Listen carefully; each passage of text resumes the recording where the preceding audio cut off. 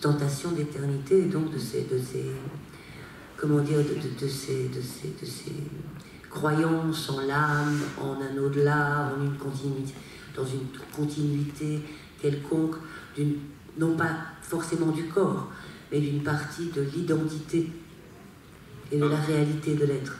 Là, on est embarqué loin, mais déjà techniquement, l'éternité, c'est une durée à laquelle on n'accédera que vraiment au dernier moment, puisque nous, on est des êtres dans le temps, on est des êtres d'un point de vue religieux. On est des êtres dans le temps, on est des êtres de la création. On a été créé, le temps a été créé, nous sommes des êtres créés.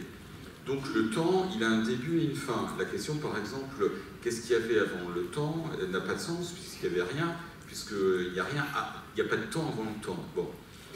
Dieu, lui, évolue dans un temps qui n'a ni début ni fin, qui est un temps, enfin une durée plutôt, immobile, et qui est l'éternité.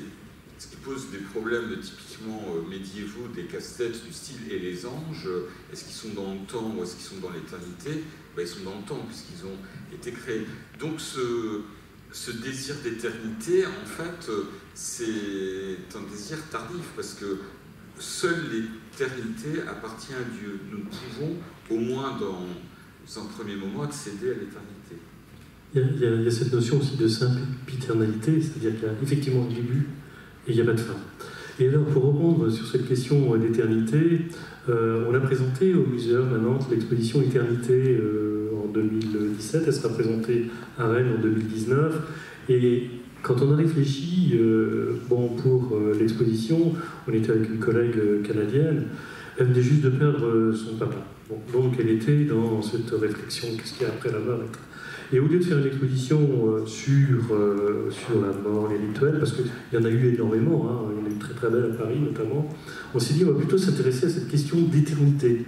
Hein, le temps, évidemment, l'homme a toujours, de tout temps, voulu vivre plus longtemps, et notamment, évidemment, on commençait par une momie, hein, c'est vraiment l'exemple le plus facile et le plus évident comme illustration. Et ensuite, on a parlé, bien entendu, du transhumanisme. Hein, ça, c'est vraiment une question complètement d'actualité sur ce côté de vouloir vivre éternellement. Et puis, on a parlé du temps de l'espèce et puis du temps de la vie sur Terre. Et puis, on est arrivé à cette conclusion, vous avez tous en tête cette phrase hein, qui a été popularisée évidemment par Ibéris, mais qui n'est pas de lui, qui est de Carl Sagan, hein, tous poussière d'étoiles. Parce que d'un point de vue tout à fait, physique, les éléments qui nous constituent sont des éléments qui sont nés depuis le début, en tout cas, de l'univers, un petit peu moins de 14 milliards d'années, et qui ont été créés par une succession de phénomènes, vous avez probablement entendu parler, le Big Bang, de supernovas, etc., et qui ont créé les différents éléments qui nous constituent et qui vont constituer et qui vont continuer après. Alors la conclusion finalement de l'exposition, c'est oui, la mort bien sûr, mais que l'éternité est déjà en nous par les éléments qui nous constituent. Le fer qui est dans notre hémoglobine, c'est un fer qui est né il y a déjà très très longtemps. Donc c'était ça le point qui nous paraissait important pour parler d'éternité et pour parler du temps de la mort. Salut. Le problème, c'est que le rapport de la mort à la religion est évidemment pas le même selon les religions et donc les cultures, mais concernant par exemple le christianisme, il y a deux choses en christianisme. Il y a agir bien, et ça c'est le corps vivant, et la peur de la mort, et ce sont deux choses distinctes. Or, si on prend par exemple, et sans trop de polémique, si on prend les catholiques, il y a beaucoup de catholiques, mais parmi eux, il y a très peu de chrétiens, en fait. Parce que trop souvent, la religion est interprétée comme étant une assurance sur la mort. Si j'adhère à cette religion, alors je survivrai. Et justement, la poussière d'étoile n'est pas rassurante. Non seulement il faut que je vive après la mort, il faut que je retrouve mon corps. C'est-à-dire qu'il y a cette volonté d'être encore soi après la mort. c'est pas rassurant de savoir qu'on va se fondre dans le tout divin ou dans le tout cosmique comme en Inde. Non, moi j'ai envie d'aller au Méjean plus tard, etc. Mais le problème, c'est qu'on n'a rien sans rien. C'est-à-dire qu'on ne peut pas avoir une assurance sur la mort, adhérer à une religion pour vivre égoïstement, littéralement, et ne rien faire. Et on oublie trop souvent qu'il faut une action bonne, il faut agir bien, il faut avoir le souci de l'autre, autrement dit, prendre en compte son corps, et le faire agir moralement. Ça. Moi, ça me fait penser, c'est pas de l'ordre de la littérature, mais c'est quand même un petit peu, puisqu'il y a Omar Khayyam, c'est le vieil homme de la montagne et la création des Hashishi, qui est aussi en fait la création de la légende qui n'est absolument pas dans le Coran, ni dans les hadiths qui sont les commentaires et les ajouts au Coran par Mahomet, mais aussi par ses disciples, des fameuses 72 vierges. Et en quelque sorte du kamikaze qui, au lieu de porter des bombes, portait un couteau, mais en mourant pour la religion, en mourant pour Allah, on obtient à ce moment-là l'attention de 72 vierges, toutes plus belles et plus douces les unes que les autres. Et c'est une croyance qui est venue d'une secte politique, parce que Hassan Sabbah se battait contre Haroun al-Rachid, qui était son ancien condisciple à la madrasa, et a voulu abattre ce pouvoir avec l'aide de jeunes gens qu'il manipulait avec des drogues. Et encore aujourd'hui, on utilise cette invention pour justifier le martyre. Alors, on a 2 coups d'avance sur la question. 2 choses.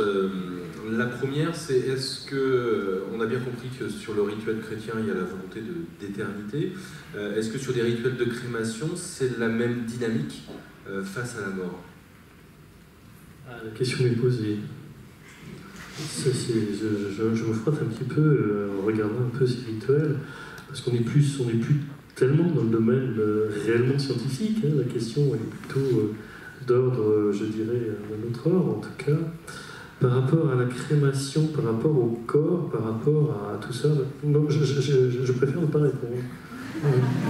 Je suis très franc. Parce que je veux bien dire une ou deux petites choses, non pas dans les rituels anciens, mais dans les rituels nouveaux autour de la crémation. Il y a une idée d'éternité au travers de la crémation. Parce qu'avec la crémation, il y a la possibilité de devenir de l'humus, il y a la possibilité actuelle de faire pousser un arbre, et il y a la possibilité de devenir un diamant. Donc, toute une série de marqueurs d'éternité. Et donc, au travers de la crémation, on a un nouveau rituel d'éternité. Vous aviez un nouveau rituel qui concerne les souris? Oui, tout à fait. Ça date d'il y a 15 jours. Le Wall Street Journal a fait une enquête sociologique sur la mort aux États-Unis. Et il apparaît que, donc ça date d'il y a une quinzaine de jours, la publication de l'enquête, et il apparaît que les nombres d'Américains incinèrent les cadavres de leurs proches pour répandre les cendres à Disneyland. Et donc, vous êtes dans la fontaine X Small World et il y a Tonton qui flotte. Vous êtes répandu dans les jardins de Cendrillon. Mais c'est très embêtant pour Disney parce que déjà ça a réveillé cette légende urbaine comme quoi Walt Disney aurait été cryogénisé. Donc déjà ça leur plaît pas des masses. Et ensuite, ils ont été obligés de former. Alors, est-ce que c'est vrai? Est-ce que c'est de la communication? Mais en tout cas, ils informent sur ça. Des gens spécialistes en décontamination. C'est peut-être même pas vrai, mais c'est pour dire au public que ne vous inquiétez pas, continuez de venir dans le parc, vos enfants ne vont pas mariner dans les cendres de gens inconnus. D'ailleurs, c'est un problème, et là, j'ai effectivement une étiquette plus scientifique, mais nous sommes des déchets toxiques. Hein. Je crois que c'est quelque chose qu'il faut absolument bien intégrer. C'est que de toute façon, on a une accumulation par évidemment, notre alimentation, notre mode de vie, qui fait que maintenant, on peut considérer les corps comme des éléments toxiques. Et on parlait aussi de la question de la crémation. Vous savez très bien que les porteurs de piles, par exemple, bien on est obligé, on ne peut pas les incinérer aussi facilement que ça. On est bien obligé d'enlever la pile avant de pouvoir l'incinérer. Donc vous voyez, là il y a une notion aussi d'environnement et qui est peut-être aussi très intéressante, c'est cette notion d'urne sur laquelle on fait pousser un arbre et qui est quand même quelque chose de beaucoup plus poétique et de continuité dans nos affaires. Il y a une autre solution. Il y a la jeune fille, il y a 2 semaines, je crois, qui a cuisiné des cookies avec les cendres de son grand-père, je crois. Et donc, il fallait manger le mort. Quelqu'un veut du chocolat. En préparant ta maman, tu disais que ça pourrait être une activité aux Utopias, par exemple, un petit jardin. Tu as ton grand-père, voilà, par exemple, dans les cours de cuisine.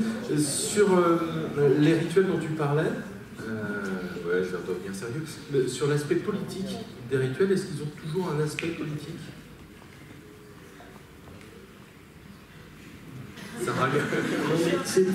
Oui, moi aussi je réfléchis toujours à la question posée auparavant, et ça me travaille. Je suis désolé, là, j'ai pas dormi cette nuit encore, hein. Et si j'ai pas une réponse à fournir, une réponse intéressante. La politique, c'est la vie de la cité, donc de toute manière, je pense que oui, c'est bien sûr, ça a toujours eu un intérêt, y compris, je pense, notamment dans ces grandes civilisations néolithiques, où on avait une attention très forte sur la mort. Donc oui, c'est pratiquement, ça va ensemble. C'est 2 choses qui vont ensemble, qui sont indissociables.